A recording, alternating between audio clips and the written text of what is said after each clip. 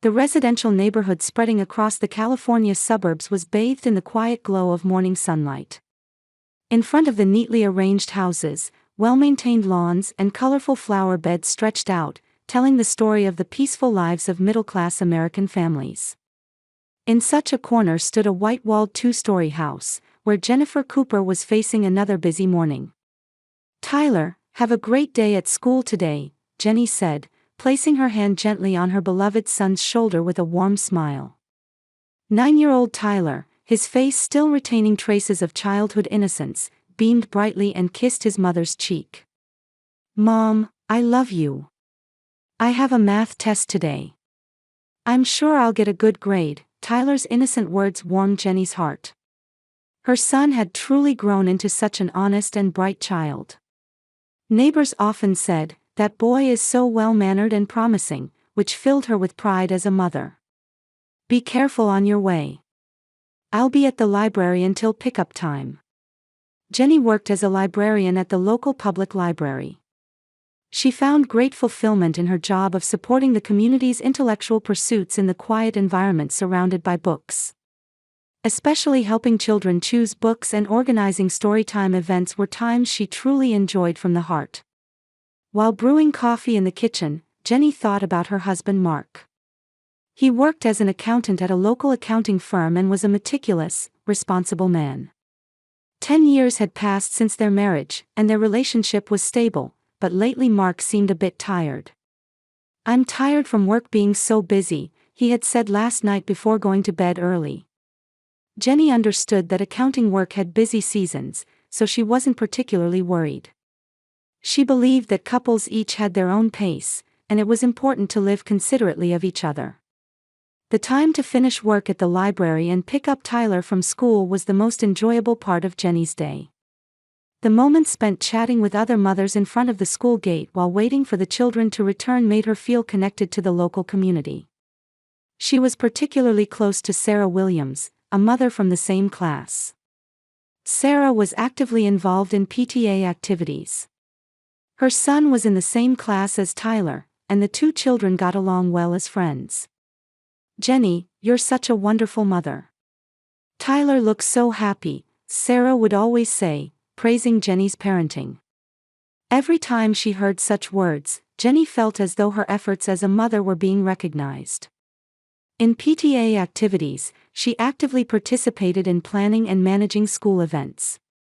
Working with other mothers to ensure the success of events that children could enjoy, such as the Spring Sports Festival, Fall Cultural Festival, and Christmas concert, was fulfilling time for Jenny. "Sarah's mom is really nice to me." Tyler also looked up to Sarah, and sometimes talked about her kindness at home. Listening to her son's words, Jenny was grateful that the adults in the community watched over the children so warmly. "Yes, Sarah is a good person. We're in a blessed environment." At dinner time, the scene of the family of 3 gathered around the dining table was an ordinary family scene found anywhere.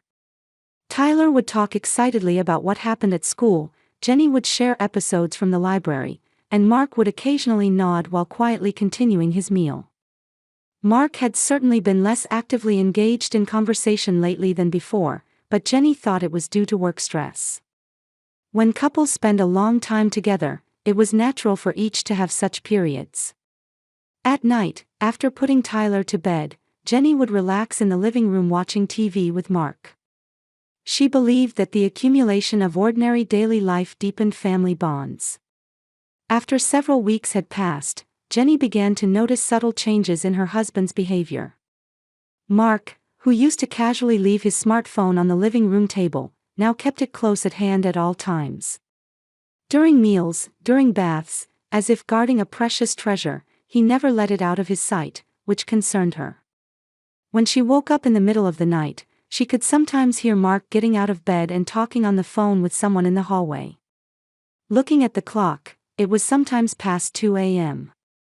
At first, she thought it might be an emergency at the accounting firm, but the tone of voice sounded somehow intimate, not like he was talking about work. "Who were you talking to?" Jenny casually asked one morning. Mark paused for a moment but quickly returned to his usual expression. "Work stuff." One of the clients is a night owl, and I can only reach them late at night. The explanation sounded reasonable, but Mark's eyes seemed to be wandering somehow. However, Jenny wasn't used to doubting her husband. Because of the trust they had built over 10 years of marriage, she didn't pursue it further. Meanwhile, small changes were also becoming apparent in her son Tyler. While he used to tackle his homework energetically after coming home from school, lately he often lay on the sofa looking tired. "My stomach hurts today," Tyler would say while putting his hand on his forehead, which happened about once a week. When she took his temperature, it was normal, and he would be fine the next morning, so Jenny thought it was changes typical of the growth period. "It's because you're growing. Don't push yourself, and go to bed early when you're tired." While caring about her son's health as a mother, she didn't think these were signs of a serious illness. Children's health could be affected by various factors such as weather, school stress, and friendships. In PTA activities, her relationship with Sarah Williams was becoming more intimate. While working together on the Spring Sports Festival Preparation Committee, they began discussing each other's family situations. Sarah was a single mother who had experienced divorce and lived with her son. "Raising a child alone is really hard. I envy you having a husband, Jenny," Sarah would say, sometimes showing a somewhat lonely expression. Jenny sympathized with her situation and tried to support her as much as possible. When they ran late preparing for the sports festival, she would invite Sarah's son for dinner, and when taking the children to the park on weekends, she would call Sarah. However, Jenny sometimes felt a slight uneasiness about certain questions Sarah would ask. "Mark seems really busy lately. He must be coming home late, right?" She wondered why Sarah knew about her husband's schedule. But since they had many opportunities to meet through PTA activities and lived in the neighborhood, such information could naturally reach her ears. "Yes, it's accounting busy season, so it can't be helped. But he's working hard for the family, so I want to support him," Jenny answered while showing her love and understanding for her husband. Sarah smiled gently and placed her hand on Jenny's shoulder. "You're such a good wife. Mark is a lucky man." Those words had warmth, but at the same time seemed to contain some complex emotions. However, Jenny didn't think deeply about it. On the day of the sports festival, Jenny and Sarah arrived at school early in the morning as reception staff. While watching the children participate energetically in the competitions, they shared the joy of being parents. "Tyler is really athletic. I wish my child could be like that," Sarah said while watching Tyler win first place in the running race. Her expression showed admiration, but at the same time, a somewhat dark shadow of envy seemed to lurk. "Each child has their own strengths. Your son is very good at drawing, isn't he?" Jenny said modestly while praising Sarah's son's talent. However, Sarah's expression didn't completely brighten. After the sports festival ended, while having a celebratory dinner as a family, Tyler excitedly talked about the day's events. Sarah's mom said, "Tyler is so talented. I was so happy." His son's innocent joy made Jenny smile too. Having the adults in the community watch over her son so warmly was the most grateful thing as a mother. However, Mark's reaction was more subdued compared to before. While he did praise his son's performance, he seemed distracted and appeared to be concerned about his cell phone. "Good job. Thank you for your hard work today," Jenny offered words of appreciation to her husband, but Mark simply nodded and quickly retreated to his room. That night again, she could hear Mark talking on the phone late at night. This time he seemed to be talking for longer than before, and occasionally laughter was mixed in. Jenny became worried and went out to the hallway, but Mark hastily hung up the phone and returned to the bedroom as if nothing had happened. "Work call. It must be tough at this hour." "Yes, an urgent matter. It's resolved now, so it's fine." Jenny nodded at Mark's explanation. However, she felt a small seed of anxiety sprouting in her chest. At the PTA meeting the following week, while planning the Christmas concert with Sarah, something she casually said stuck in Jenny's mind. Men, when they get tired of home life, tend to seek stimulation outside. Especially when they reach middle age. The statement was made as a general observation, but the timing felt strangely relevant. It was as if she knew about Jenny's family situation. That's not true. Married couples should trust each other, right? Jenny answered lightly, but Sarah's expression showed a meaningful smile. While carrying such subtle uneasiness, Jenny's daily life continued peacefully on the surface. Library work, caring for her son, housework, and PTA activities. In the busy daily routine, there wasn't time to think deeply about her husband's changes or her friend's puzzling behavior. On the morning of that fateful day, she thought nothing would happen as usual. Tyler energetically prepared for school, and Mark left for work early. "Mom, I'll see you after school."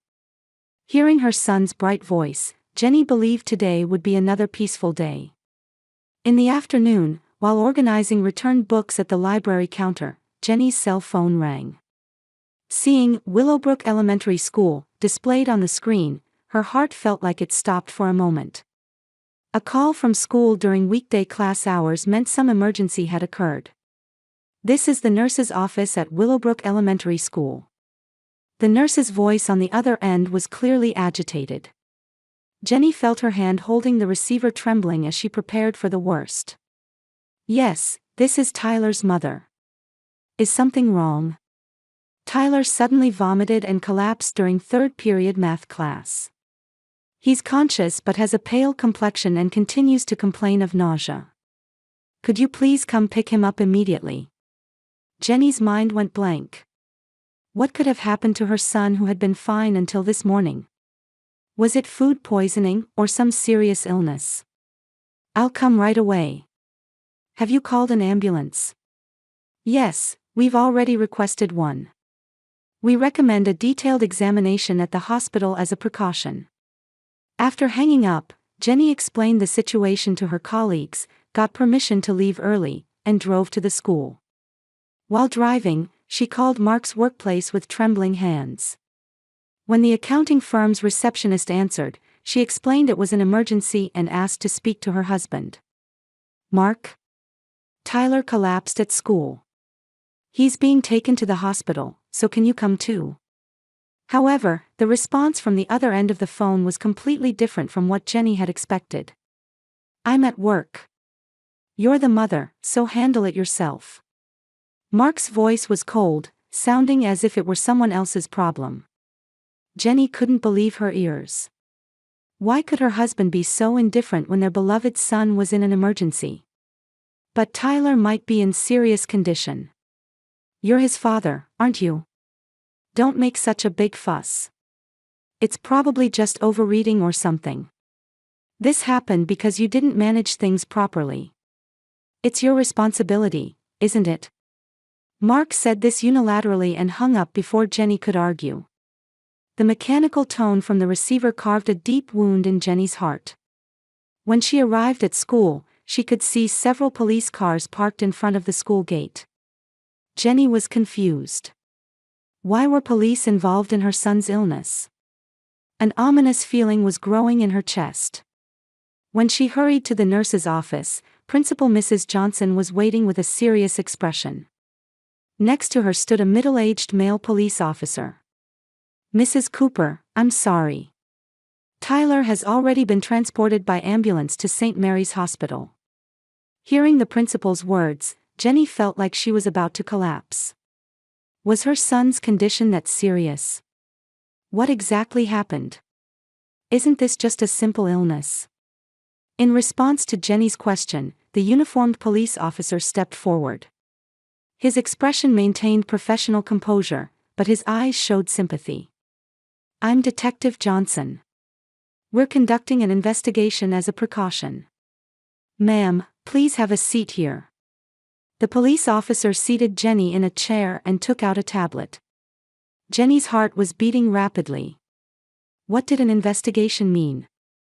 "I'm sorry to have to tell you this, but Tyler's symptoms don't appear to be simple food poisoning or illness. There's a high possibility of poisoning symptoms from some toxic substance, according to the doctor's report.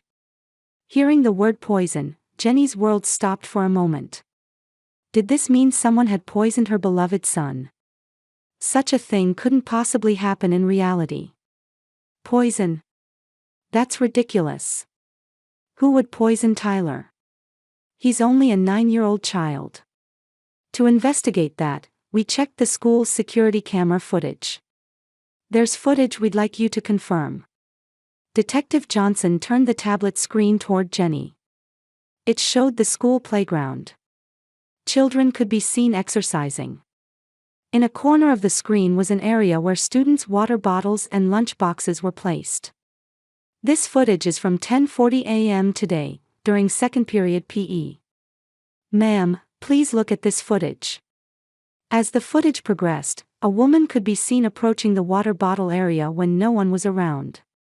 The person looked around cautiously and picked up a specific water bottle.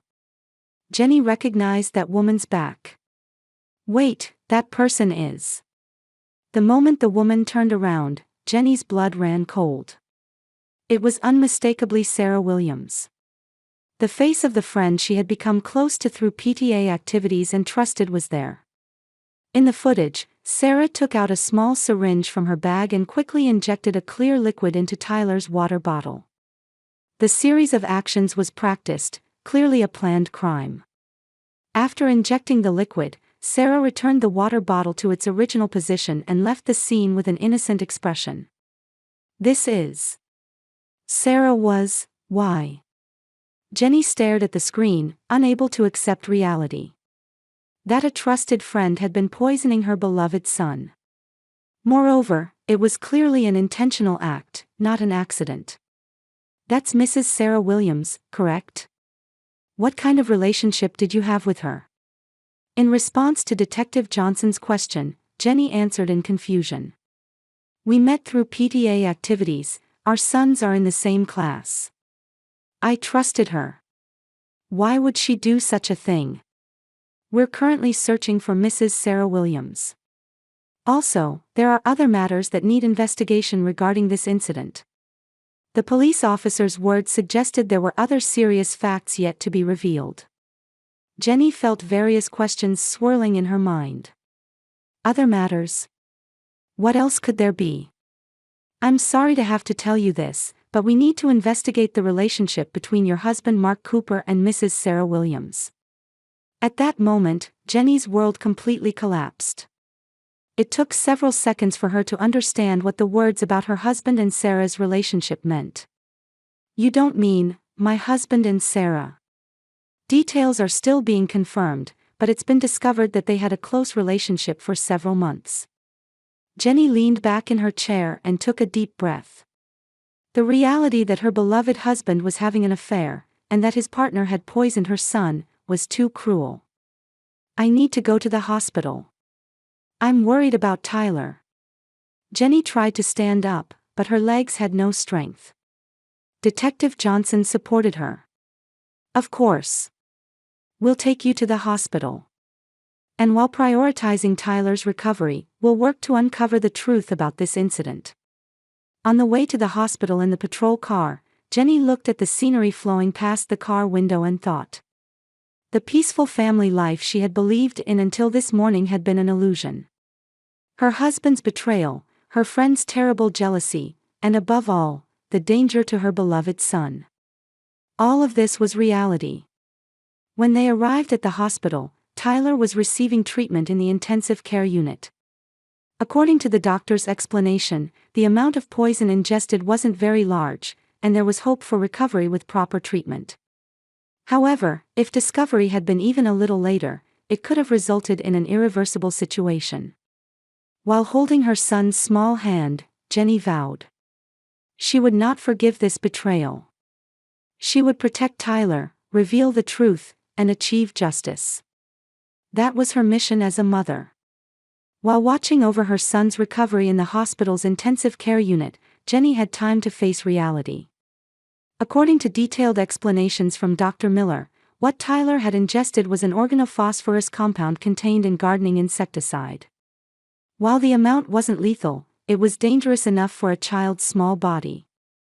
Fortunately, thanks to early detection and prompt treatment, Tyler's life is not in danger. However, if discovery at school had been delayed by another hour, serious aftereffects could have remained. Listening to the doctor's words, Jenny gripped her son's hand tightly. She realized anew how terrifying Sarah's actions had been. She couldn't believe that a human being existed in this world who could do such cruel things to an innocent 9-year-old child. "Ma'am, Tyler has woken up." At the nurse's voice, she turned to see Tyler slowly opening his eyes. His complexion was still poor, but his consciousness was clear. "Mom, what happened to me?" Hearing her son's weak voice, tears overflowed from Jenny's eyes. "It's okay, Tyler. You're safe now. Mommy will always be by your side." Tyler nodded slightly but soon fell asleep again from fatigue. Jenny looked at her son's sleeping face and vowed in her heart to never forgive those who had put this child in danger. Detective Johnson, who had been waiting outside the hospital room, came with new information. "Mrs. Cooper, we've arrested Mrs. Sarah Williams. Also, we need to question your husband. Did my husband know about this?" In response to Jenny's question, the police officer showed a complex expression. "It's been confirmed that Mark Cooper and Mrs. Sarah Williams had been in an affair for about 6 months. From cell phone call records and witness testimony, a close relationship was continuing." Jenny understood the true nature of those late-night phone calls. What her husband had been hiding wasn't work calls, but appointments with his mistress. While she was becoming friendly with Sarah through PTA activities, her husband was continuing an affair with her. "So does this mean my husband also knew about this poisoning?" "That's still under investigation. However, Mrs. Sarah Williams's motive is becoming clear." In the interrogation room at the police station, Sarah initially remained silent, but gradually began telling the truth when confronted with evidence. Jenny obtained police permission to watch the interrogation from behind the one-way mirror. "I truly loved Mark. I wanted to start a new life with him." Sarah's confession was filled with pathological possessiveness. "But as long as that child exists, Mark will never be completely mine. Tyler monopolizes his father's love. Compared to my son, why does only that child get attention?" When questioned by the interrogator, the depth of Sarah's jealousy became apparent. "At school, at PTA, in the neighborhood, everyone only praises Tyler. That child is really excellent, he's so promising. My son is trying hard too, but no one acknowledges him." Sarah's voice contained the twisted jealousy of a mother. Anger at her child being compared to other children, and despair at not being able to completely monopolize the heart of the man she loved had driven her to commit the crime. "At first, I intended to just cause mild illness. But the effect was weak, so I gradually increased the amount." Jenny was horrified. Tyler's recent frequent illness was due to Sarah's continuous poisoning. She had been gradually poisoning his water bottle, lunch, snacks, using various opportunities to add small amounts of poison. "I didn't tell Mark directly. But he understood my feelings. He said many times, if Tyler weren't here." This testimony led to Mark's arrest as an accomplice. While her husband hadn't actively wished for his son's elimination, he had failed to stop Sarah despite knowing her dangerous emotions. The next day, Jenny met with Mark in the detention center. Her husband looked completely haggard, having lost all his former dignity. "Jenny, I didn't know. I didn't know Sarah was doing such things." Listening to Mark's excuses, Jenny maintained her composure. "But you knew Sarah's feelings. You knew she thought Tyler was in the way, and you said nothing." "I just fell in love with her." At Mark's words, Jenny felt deep disappointment. Despite being in a position where he should protect his son as a father, she could not forgive her husband who had ignored his mistress's abnormal jealousy. "You're a failure as a father. Tyler trusted you." When visiting hours ended, Jenny was certain she would never meet her husband again. When she returned to the hospital, Tyler's condition had improved significantly. The effects of the poison were almost eliminated, and he could be discharged in a few days. "Mom, I trusted Sarah's mom, why did she hurt me?" To her son's pure question, Jenny struggled to find an appropriate answer. "Sometimes even adults make mistakes. But it's not because you did anything wrong. You did nothing wrong." Tyler listened quietly to his mother's words, but still seemed unable to fully understand. A few days later, the first hearing for Sarah and Mark took place in court. Sarah was charged with assault and attempted assault using poison, and Mark was charged as an accomplice. Sarah's final words in court were deeply engraved in Jenny's heart. "I just wanted to be happy with the person I loved. But as long as Tyler existed, that was impossible. I was envious that he was excellent and loved by everyone. My son should be loved the same way." Sarah's testimony was a tragic case of maternal love expressed in a distorted form. However, that was no reason to endanger an innocent 9-year-old child. The verdict was severe. Sarah received a 5-year prison sentence, and Mark received a guilty verdict with suspended execution. However, Mark was stripped of his accountant license and completely lost his social credibility. Listening to the verdict, Jenny had complex feelings. Justice had been served, but what was lost was also significant. 10 years of married life, a trusted friendship, and the wound carved into her son's pure heart. These could never be restored. On the way home from the hospital, Tyler said to his mother, "Mom, are we just the two of us now?" Jenny held her son's hand while answering, "But we have people who are truly important to us. Colleagues at the library, teachers at school, neighbors. Even without blood relations, there are people who care deeply about us." Tyler smiled slightly at his mother's words. "I'll be okay as long as I'm with you, Mom." At her son's words, Jenny felt hope. She was ready to start a new life, overcoming betrayal and despair. 6 months later, Jenny and Tyler were working on homework in the living room of their new apartment. Leaving their previous large house and living in a small apartment near the library meant a new start for both of them. The divorce proceedings were also completed, and alimony and child support from Mark had somewhat resolved their financial concerns. "Mom, we're stronger together, aren't we?" Tyler looked up from his math homework and smiled at his mother. 6 months had passed since that terrible incident, and his son's expression had regained its former brightness. Thanks to continued counseling, his trauma was gradually healing. "That's right, Tyler.